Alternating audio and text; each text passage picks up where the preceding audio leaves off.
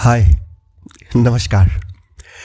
उम्मीद करता हूं कि आप खुश होंगे, स्वस्थ होंगे, ठीक होंगे। अच्छा, एक बात बताइए कि आपको क्या लगता है, पा लेना प्यार है या खो लेना प्यार है? आज एक छोटी सी कहानी सुनाऊंगा मैं आपको इसी बात को लेके। तो डिसाइड आपको करना है कि प्यार क्या है। अच्छा, उससे पहले अगर आप मेरे चैनल पर नए आए हैं या आपने अभी तक इस चैनल को सब्सक्राइब नहीं किया है तो प्लीज पॉज करके पहले सब्सक्राइब कर लीजिएगा और साथ ही साथ बेल नोटिफिकेशन आइकन भी दबा लीजिएगा और शेयर करना और कमेंट करना भूलिएगा मत। आज कहानी सुनाऊंगा मैं आपको विभू और दीक्षा की। शहर के कोने में एक छोटा सा चाय का खोखा था जिसका ना कोई नाम ना कोई पहचान, बस चाय की खुशबू और हर शाम दो लोग वहां मिलते। विभू पहले से वहां खड़ा होता था। केतली की सीटी सुनते हुए वो कह देता, भैया 2 चाय। चाय वाला मुस्कुराकर पूछता, आज भी? हाँ, आज भी। थोड़ी देर में दीक्षा आती, हाथ में किताब और कंधे पे दुपट्टा लिए। विभू ने उसे बैठने के लिए ऑफर किया। बैठते हुए दीक्षा बोली, आज भीड़ ज्यादा है। विभू हल्की हंसी के साथ जवाब देते बोला, शायद सबको चाय की आदत हो गई है। वो जानती थी कि बात चाय की नहीं है यहां पे। दीक्षा चाय का कुल्हड़ उठाते हुए बोली, चीनी कम है। विभू तुरंत बोल उठा, तुम चीनी ज्यादा नहीं पीती।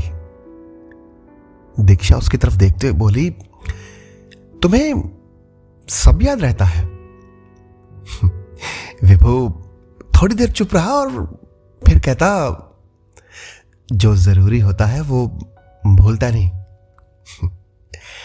दिन ऐसे गुजरते रहे, बिना बोले दोनों की कहानियां बुनती गई। कभी वो बोलती तो कभी चुप रहती। बहुत कुछ ताना बाना, कशमकश उनके आसपास, उनके दिल पे, दिमाग पे लिपटता चला गया। एक दिन दीक्षा ने उसे कहा कि तुम रोज यही क्यों आ जाते हो? वो कंधे उचका देता और कहता, रास्ते में पड़ता है। वो मुस्कुराकर कहती कि अजीब रास्ता है, हर दिन एक ही जगह लाके छोड़ देता है। विभू हंस पड़ता पर दिल कांप जाता। उस दिन भी वो शाम को चाय पीने बैठे। एकदम साफ आसमान में काले बादलों ने घेरा डाल लिया था। आज तक वो बादल जो बरसे नहीं थे, दिल भर के बरसने को तैयार हो उठे थे।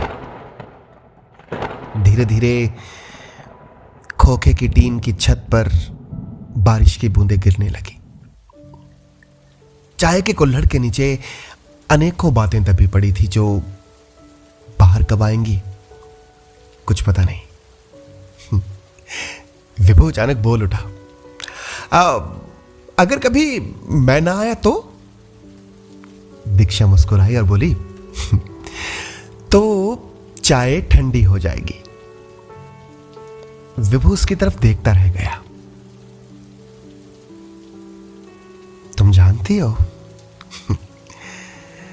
उसकी आवाज धीमी थी।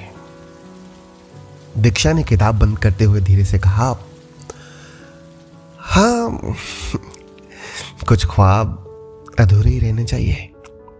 उनके बारे में किसी को बता दिया जाए तो वो पूरे नहीं होते। विभू धीरे से बोला, पर मुझे लगता है कि मुझे उन ख्वाबों के बारे में कह देना चाहिए, बता देना चाहिए। दीक्षा ने घड़ी देखते हुए कहा, विभू मुझे जाना पड़ेगा। पर क्यों? मेरी बात अभी अधूरी है दीक्षा। वो खड़ी हुई और जाते जाते बस इतना कहा, विभू, कभी कभी कुछ ख्वाबों को अधूरा छोड़ना पड़ता है, कभी कभी कुछ बातों को अधूरा छोड़ना पड़ता है। ये अधूरापनी उन ख्वाबों को, उन बातों को पूरा करता है। फिर बिना कुछ और बात किए, बिना पीछे मुड़ के देखे वो चली गई। और उसके बाद वो फिर लौट के नहीं आई। पर विभू रोज आता। कुछ दिनों बाद चाय वाले ने बताया, विभू भैया, कल मैंने उसको देखा था, हाथों में सुहाग चूड़ा पहना हुआ था उसने। आखिरी बार आई थी, दूर से देखकर चली गई। पता नहीं क्या ढूंढ रही तो इस खोखे पे। ऐसा क्यों भैया? विभू बिना कुछ बोले चुपचाप गहरी सांस लेते हुए बोला, शायद वो इसलिए नहीं आई क्योंकि अगर आती तो वो टूट जाती। कभी कभी अपने रास्ते पे आगे ना बढ़ पाती वो फिर यार। वैसे भी कभी कभी कुछ ख्वाबों को, बातों को अधूरा छोड़ना पड़ता है। ये अधूरापन ही उन ख्वाबों को, उन बातों को पूरा करता है। 2 कप चाय देना। आज भी विभू उस खोखे पर आता है, 2 चाय मंगवाता है, एक पीता है और दूसरी को ठंडा होने देता है। और हर शाम खुद से बस यही कहता है, कुछ प्यार कहने के लिए नहीं होते, सिर्फ महसूस करने के लिए होते हैं। और चाय के उस खोखे पर आज भी एक अधूरा प्यार हर दिन खामोशी से चाय के साथ उबलता रहता है। और हर शाम को एक ही आवाज गूंजती है, भैया 2 कप चाय देना।